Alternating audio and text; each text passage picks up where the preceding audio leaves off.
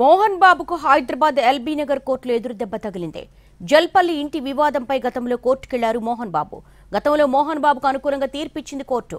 అయితే కోర్టును తప్పుదోవ పట్టించారని కొన్ని ఆధారాలను సమర్పించారు మనోజ్ న్యాయవాది. దీంతో మోహన్ బాబుకు అనుకూలంగా ఇచ్చిన తీర్పును కొట్టేసింది ఎల్బీ నగర్ కోర్టు.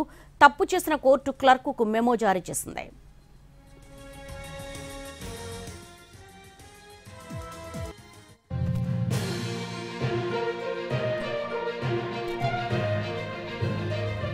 మోహన్ బాబుకు హైదరాబాద్ ఎల్బీ నగర్ కోర్టులో ఎదురు దెబ్బ తగిలింది.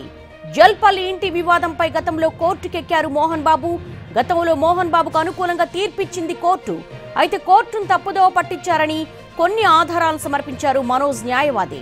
దీంతో మోహన్ బాబుకు అనుకూలంగా ఇచ్చిన తీర్పును కొట్టేసింది ఎల్బీ నగర్ కోర్టు.